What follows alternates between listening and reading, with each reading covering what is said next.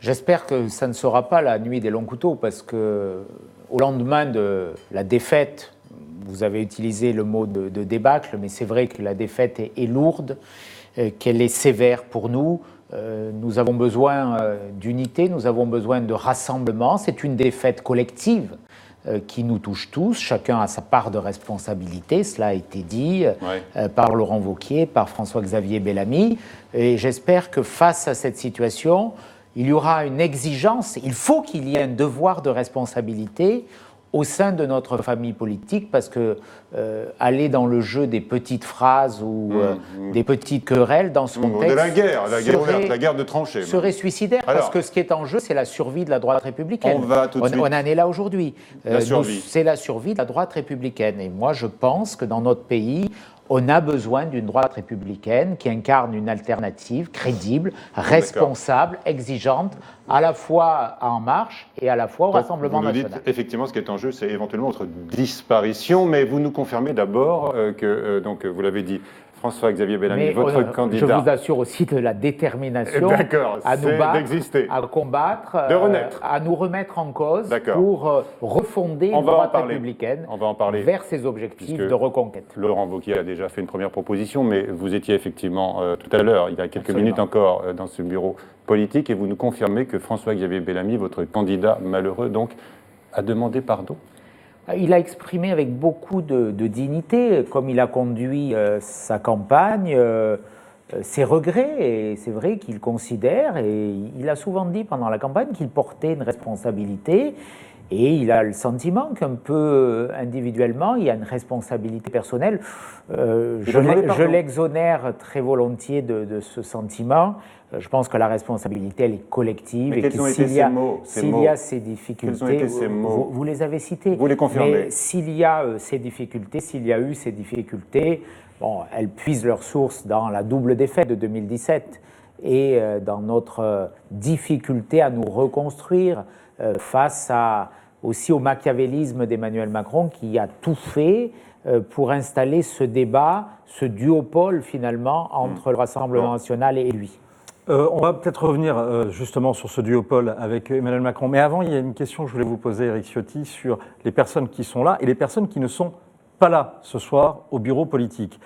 Ni Gérard Larcher, ni Bruno Retailleau ne sont là.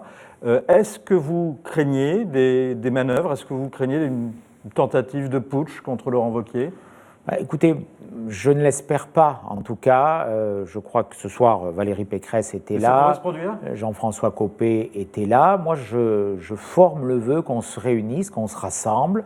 Déjà, vous n'êtes pas rassemblés. Qu'on débatte. Bien sûr, c'est un enjeu difficile. Et si on a ces difficultés, c'est aussi parce que préalablement, des personnalités sont allées en marche, nous ont quittés, ont joué le jeu aussi de nos adversaires. Donc, il y a l'exigence aujourd'hui, dans ce moment extrêmement difficile, que chacun ait un esprit de responsabilité. Vous n'avez pas répondu à ma question.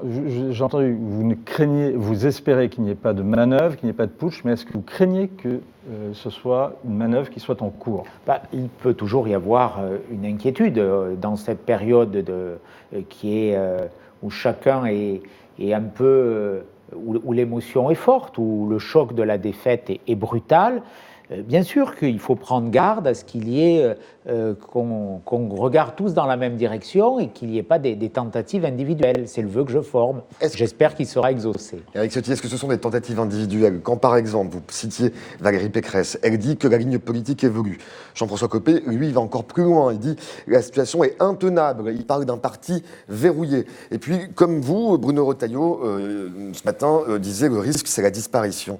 Qu'est-ce que ça vous inspire, ces tirs croisés? Ce n'est pas forcément des tirs croisés. Laurent Wauquiez lui-même a indiqué qu'il fallait changer beaucoup de choses. Je crois que même qu'il a utilisé le mot, il faut tout changer. Mais lui-même, il doit changer? Écoutez, il est élu par les militants très, très largement. Il y a des instances. Ces instances lui témoignent leur confiance. Je crois qu'encore une fois, ce n'est pas une responsabilité individuelle. Qui peut prétendre aujourd'hui dans les voies... Il n'a pas demandé pardon, lui, là, tout à l'heure? Qui peut prétendre dans les voies que vous avez citées, qui se sont exprimées, qu'il aurait fait mieux aujourd'hui? Voilà. Claude Goasguen, député... Pardon, et Claude Goasguen, il dit, vous... si Wauquiez veut partir, je ne le retiendrai pas. C'est assez violent tout de même. Oui, mais moi, je n'irai pas sur ce terrain. Et j'invite mes amis à ne pas y aller non plus. Voilà, parce que la difficulté... elle est née du fait que pour la première fois depuis le début de la Ve République, on n'a pas été présent au second tour de l'élection présidentielle. On a eu derrière une élection législative où M. Macron a débauché dans nos rangs des ministres, ce qui a créé un trouble majeur et qui n'est toujours pas résorbé dans notre électorat